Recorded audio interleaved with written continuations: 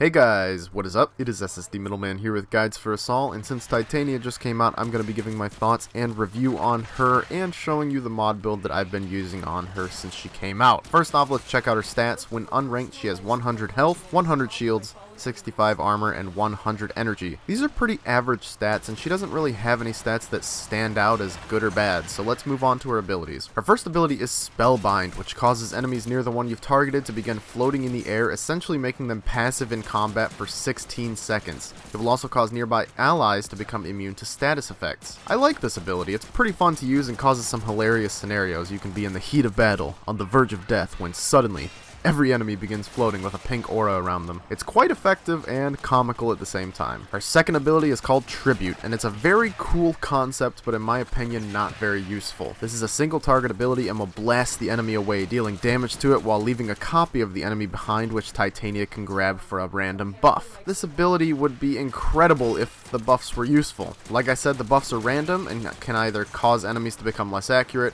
for damage to be reflected back at them, for enemies to be slowed, or for your companions to deal more damage. These all last for a certain amount of time and can be stacked to a certain extent, although I feel like I'd use this ability a lot more often if the buffs felt more useful, such as a rate of fire increase or maybe even a temporary increase in health or shields. Her third ability is Lantern, and oh boy, it's a weird one. Lantern is a single target ability that will cause an enemy to begin floating with a swarm of razorflies around it. This will attract nearby enemies to them and cause them to be damaged over time. After a set period of time, or after you hit the ability key again, the enemy will explode and deal a large amount of damage to all enemies nearby. This ability can be very useful in certain circumstances, as it will crowd control to an extent and deal damage to nearby enemies, although I found that it's pretty hit or miss because sometimes the enemy will float too far away to crowd control anything or damage anything with its explosion afterwards. Now we move on to her final ability, the star of the show, Razor Wing. Using this ability will cause Titania to shrink down to a small size and take to the skies as you fly around in an Arcwing-esque mode and shred enemies with your new weapons and razorflies. Whilst in this mode, your primary will be replaced by the Dex Pixia, which are dual-wielded, slow-firing, high damage weapons. Your melee weapon will also be replaced by the Diwata, which is a fast, hard-hitting melee weapon. You will also have 6 razorflies, which go after enemies and draw fire away from you. First off, let's talk about how these weapons scale. They will both have their damage affected by power strength, so the higher your power strength, the more damage you'll be putting out. The Dex Pixia is also affected by rifle and shotgun mods that increase base damage, physical damage, elemental damage, fire rate, multi-shot, punch through, critical damage, critical chance, and status chance. What this means is that you're going to want to mod your primary weapon out for your Dex Pixia. We'll get into that in a little bit. The same also applies to the Diwata, except with melee mods. I was super excited about this ability when Titania was first announced, and I'm happy to say that it hasn't disappointed at all. It's an insane amount of fun to fly around in Arcwing mode whilst in a normal mission, and if modded properly, can be absurdly effective at taking enemies out. In fact, I was able to kill most bosses in just 2 or 3 shots from the Dex Pixia. Now that we've discussed her abilities, let's get into my mod build. For Titania, I like to have as much power strength as possible to increase the damage of her Dex Pixia, so I use Blind Rage and Intensify. I also use Vitality and Redirection to make sure she isn't too squishy. If I had a form on her, I'd recommend using higher ranks of these mods. I also use Streamline and Continuity to lower the cost per second of her ultimate ability, and Primed Flow so that I can hold more energy. There are definitely far better builds than this, and I wager that with a few forma she could be much more powerful than this.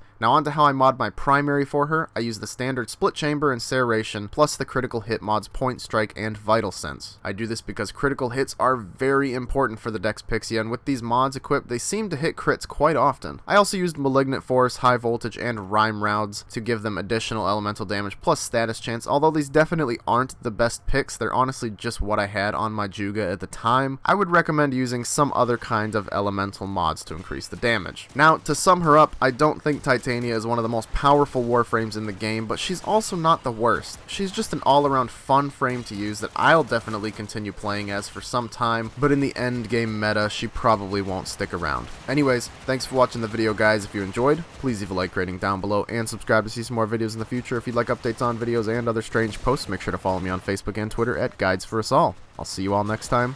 Goodbye.